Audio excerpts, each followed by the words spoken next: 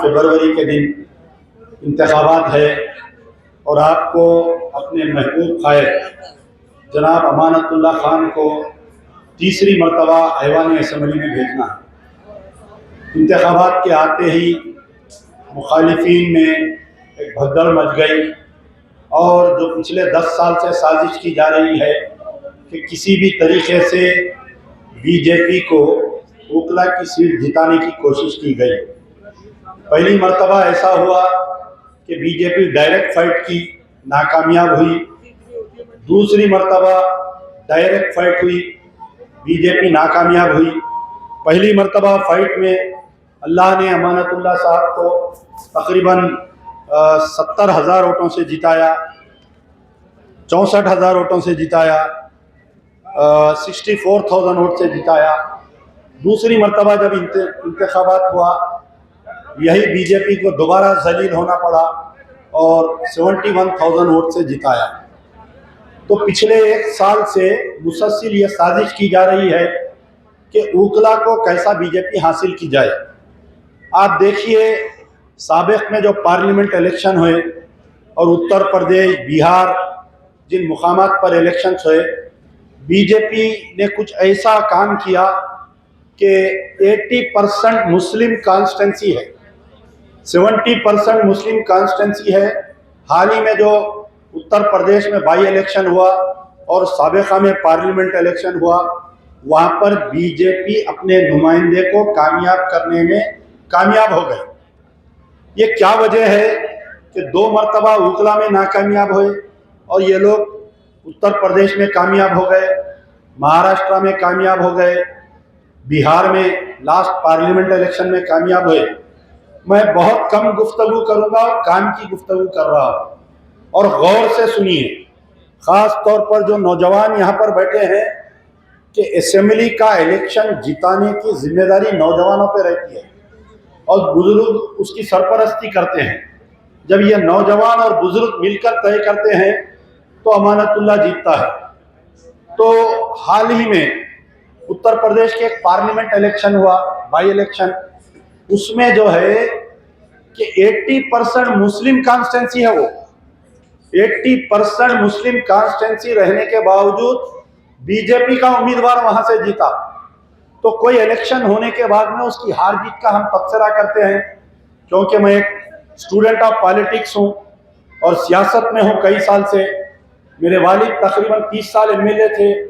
मैं जब 3 साल की उम्र या 4 साल की उम्र था, जब से मैं सियासत देख रहा हूँ। 2 मरतबा अल्लाह ताला मुझे कारपोरेटर रखा। हाल ही में असेंबली इंतखाबात में बहुत कम 800 वोटों से मेरी हार हुई, लेकिन हिम्मत नहीं हारा।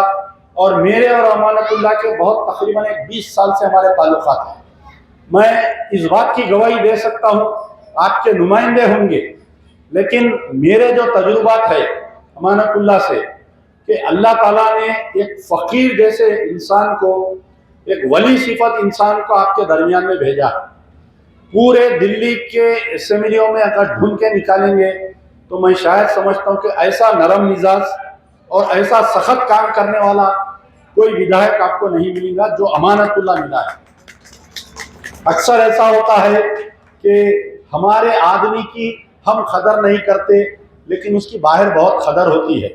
तो बहरहाल वो बीजेपी सीट कैसा जीती, सबसे बड़ी वजह वहाँ पर यह थी कि जहाँ पर इलेक्शन हुआ, जो 70% 80% मुस्लिम कॉन्स्टिट्यूंसी रहने के बावजूद बीजेपी इलेक्शन जीती, तो सबसे बड़ी वजह थी कि वहाँ पर एमआईएम का कैंडिडेट था, वहाँ पर मजलिस इत्तेहादुल मुस्लिमीन का कैंडिडेट वहाँ पर था, और 16-16, 17-17 मुस्लिम कैंडिडेट से, कांग्रेस का भी मुस्लिम कैंडिडेट, समाजवादी पार्टी का भी मुस्लिम कैंडिडेट, एमआईएम का भी मुस्लिम कैंडिडेट, बीएसपी का भी मुस्लिम कैंडिडेट, आजाद उम्मीदवार भी मुस्लिम कैंडिडेट।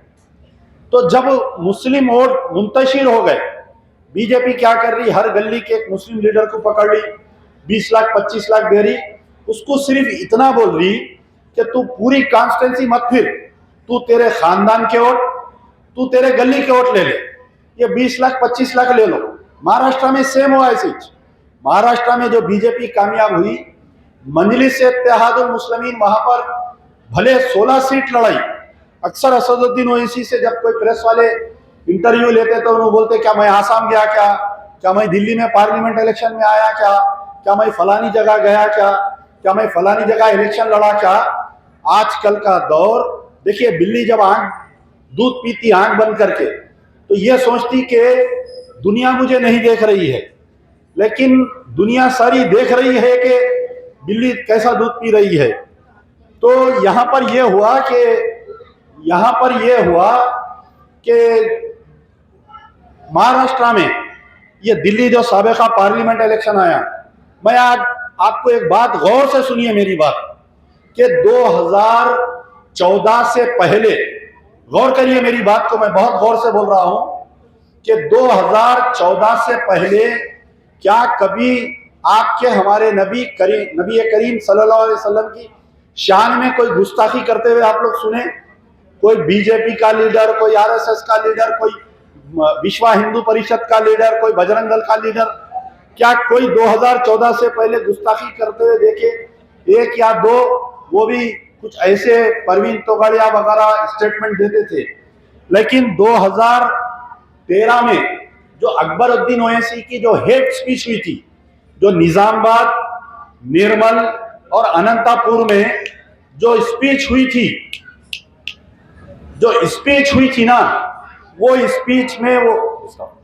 स्पीच में जो हिंदुओं के भगवानों के बारे में जो तकरीर की गई, यहां पर मौजूद मेरी इस बात की गवाही देंगे, अल्लाह ताला सूरह निसा में ये फरमाया कि आप उन गैरों के खुदाओं को या उनके भगवानों को आप कोई गलत इस्तेमाल ना करें, ताकि वो आपके सच्चे खुदा के बारे में कुछ कहे। तो आप देखिए कि 2013 में अकबरुद्दीन ओवैसी की जो हेट स्पीच हुई, वो पूरी एक डिजाइन थी, वो आरएसएस के दफ्तर में लिखी हुई तकरीर, और उसके सीडीज बनाकर पूरे गांव देहात भिजाकर बीजेपी पावर में आई। और उसके बाद में महाराष्ट्र इलेक्शन में आप लोग गौर करे होंगे कि असदुद्दीन ओवैसी, अकबरुद्दीन ओवैसी भले 16 सीट लड़ रहे थे वो लोग, मगर बार बार तकरीर में 15 मिनट ये बोल रहे थे वो लोग, जिससे यह हुआ कि हिंदू वोट एक हो गए, हिंदू वोट मुत्तहिद हो गए। जो स्टेट जहां पर कांग्रेस को तकरीबन 20 या 25 मेंबर ऑफ पार्लियामेंट मिले, वहां पर अचानक एमएलए हार जा रही, इसकी क्या वजह है?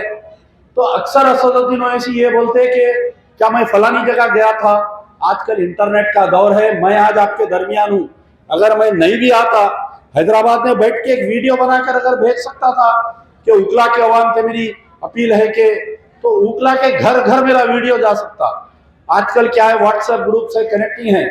तो बहरहाल यहाँ पर यह किस्सा हो रहा है कि बीजेपी उस मुकाम पर भी कामयाब हो रही। कल आपकी जो हमारी कांग्रेस की उम्मीदवार है, वो ये कह रही थी कि बीजेपी का डर बताकर, अमानतुल्लाह ने तो कोई काम नहीं किया, बीजेपी का डर बताकर वोट ले रहे हैं। देखिए, आप में और अमानतुल्लाह में इतना ही फर्क है। मोहतरमा से मैं गुजारिश करूंगा कि अमानतुल्लाह जो है, कल होने वाला क्या है, आने वाले एक हफ्ते में क्या होगा, आने वाले एक महीने में कौम का मुस्तकबिल कैसा रहेगा, वो सोचने की सलाहियत अल्लाह ताला ने अमानतुल्लाह में दिया, और वो सलाहियत आप में और आपके वालिद में नहीं है। इसलिए आपको नहीं मालूम कि आप किस साजिश के तहत आप कांग्रेस की उम्मीदवार बने हैं। आप बतलाइए, क्या राहुल गांधी किसी एरिया में जाके कैंपेनिंग कर रहे हैं? बताइए। नहीं, उकला में राहुल गांधी, उकला में अजहरुद्दीन, आज पता नहीं आज कन्हैया को यहाँ पर लेके आ रहे हैं। तो बहरहाल मेरा बोलने का मतलब है कि पूरी दुनिया में चर्चा का मुकाम उकला बना हुआ है, इसलिए बना हुआ है। और पूरी सोशल मीडिया आप देखिए, आप पूरा यूट्यूब खोलिए, आप अगर 20 वीडियोस आ रहे हैं तो 19 वीडियो जो है अमानतुल्लाह के खिलाफ आ रहे हैं, लेकिन आप एक आध वीडियो ऐसा है जो अमानतुल्लाह के फेवर में है। इंटरव्यू कैसा हो रहा, यानी आप माइक, जब यूट्यूबर है या फेसबुक जर्नलिस्ट है, जो भी है, उन्हें आपको माइक कैसा लगा रहा कि क्या इस बार अमानतुल्लाह हारेगा या नहीं। आप जर्नलिस्ट है, आप अगर अवाम की राय ले रही, तो आपकी जिम्मेदारी यह है कि आप जो है जाकर उनके सामने राय पूछे, बरखिलाफ इसके ये आजकल के जर्नलिस्ट जो है राय दे रहे क्या अमानतुल्लाह हारेगा या नहीं बताओ। तो इस कदर कैंपेनिंग सोशल मीडिया में की जा रही है। पूरे नौजवान यहाँ पर जो भी है, इलेक्शन को आज जुमा है, मैं पीर के दिन पोलिंग है, चल मंगल के दिन पोलिंग है, तो बहरहाल पोलिंग बहुत करीब है। आप लोग एक काम करिए, सबसे पहले आप लोगों के जो व्हाट्सएप स्टेटस है, हर बच्चे का फोन है, व्हाट्सएप है, जितने अमानतुल्लाह के चाहने वाले हैं उस पर अपना स्टेटस लगाइए। आपका प्रोफाइल फोटो आप और Amanatullah, vote for Amanatullah, Facebook का प्रोफाइल लगाइए। हर बच्चा एक ना एक ग्रुप में है, हर खवातीन एक ना एक ग्रुप में है। आप लोग अपने व्हाट्सएप ग्रुप्स में जो है अमानतुल्लाह को वोट देने के लिए, और पोलिंग के दिन खास तौर पे ये होता कि अगर हमारे जो है 10 वोट है, हम 2 वोट डालते निकल के घर से, और वो 8 वोट बेकार जाते। तो इस बार ये करिए कि 10 वोट है तो 10 के 10 वोट डलाने की हर फैमिली के बोलना है। ये बात थी, और आपको एक 2-3 बातें बोलना था, उसके बाद में मैं रुखसत लूंगा। आज जो मजलिस इत्तेहादुल मुस्लिमीन के सरबराह असदुद्दीन ओवैसी आपके दरमियान में आ रहे हैं और आकर ये बोल रहे हैं कि उनका जो कैंडिडेट है शिफाउर रहमान, ये 4 साल से जेल में है, और इसको अगर आप वोट दे देंगे ये एमएलए बन जाएगा तो ये बेल पे बाहर आ जाएगा। आप मुझे ये बतलाइए कि जो जज साहब फैसला करते वो मेरिट्स की बुनियाद पे होता या इलेक्शन की बुनियाद पे फैसला होता।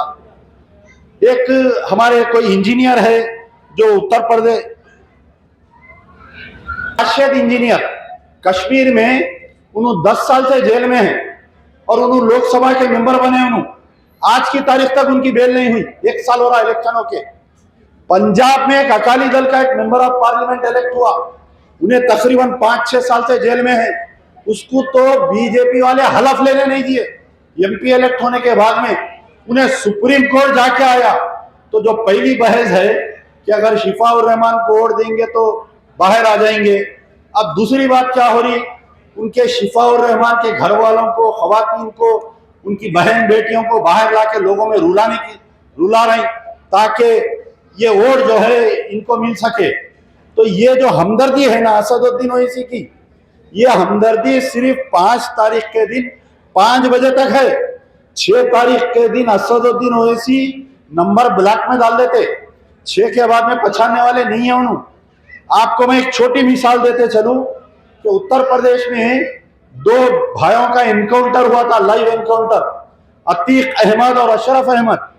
तो आपको मालूम होना चाहिए कि ये लोग गुजरात की जेल में थे। असदुद्दीन ओवैसी इनके मकान गए, मकान जाकर इनसे बात किया और इनको ये बोले कि आप जो है इमाम पार्टी ज्वाइन कर लीजिए। ये दोनों इनकी अहलिया थे, अतीक अहमद की अहलिया इमाम पार्टी ज्वाइन करे। आप लोग देखे ना, एक बड़ा जुलूस निकला था दिल्ली से लेके यूपी तक, 2000 गाड़ियों में यहाँ से असदुद्दीन ओवैसी को जुलूस की शक्ल में लेकर गए। जाने के बाद में एक लेटर पढ़े थे, याद है आपको, असदुद्दीन ओवैसी स्टेज पे बैठे हुए हैं, इनके अतीक अहमद की अहलिया अतीक अहमद का जेल से लेटर पढ़े थे, याद है आप लोगों को? आप लोग देखे होंगे ना, वो उन्होंने रोए बेचारे। फिर एमआईएम के मेयर कैंडिडेट बने उन्होंने। उसके बाद में ये अतीक अहमद, अशरफ अहमद का पहले बेटे का एनकाउंटर हुआ, बाद में ये दोनों को लाइव मार दिए वीडियो के सामने। आप बताइए क्या आज की तारीख तक असदुद्दीन, आज उनकी अहलिया परेशान है, आज उनके बच्चे परेशान हैं, क्या असदुद्दीन ओवैसी एक मर्तबा मेंबर ऑफ पार्लियामेंट है? आप पार्लियामेंट में ठहर के हंगामा कर देना था, ये एनकाउंटर कैसा हुआ, इसके ऊपर सीबीआई इंक्वायरी लगाओ, इसके ऊपर सुप्रीम कोर्ट के सिटिंग जज से इंक्वायरी लगाओ, हंगामा करना था। असदुद्दीन ओवैसी नहीं करे, इसका मतलब इलेक्शन खत्म, आदमी खत्म। अब और एक बात कि शिफाउर रहमान से आज कई को हमदर्दी। शिफाउर रहमान 4 साल से जेल में है, Asaduddin Owaisi member of parliament है, दिल्ली को 10 वक्त है, बारेट लॉ है, बैरिस्टर है। आप क्या कभी शिफाउर रहमान के मकान पे गए क्या? कभी उनके बच्चों से मिले क्या? कभी उनकी अहलिया से मिले क्या? क्या कभी उनको कोई कानूनी मदद करे क्या? आज अचानक शिफाउर रहमान से हमदर्दी, ये पूरा मोदी एंड कंपनी, ये पूरा एक प्लान है कि जज्बात से खेलो, मुसलमानों के वोट ले लो और यहाँ पर बीजेपी को कामयाब कर दो। तो आपको मैं आगाह करने आया हूं कि लम्हों ने की खता, सदियों ने पाई सजा। अगर आप लोग अपने लीडर को एक वोट भी मिस करेंगे, एक वोट भी अगर आप लोग मिस करेंगे तो आपको बहुत मुश्किल होंगी आगे चल के। यार जिंदा सोबत बस।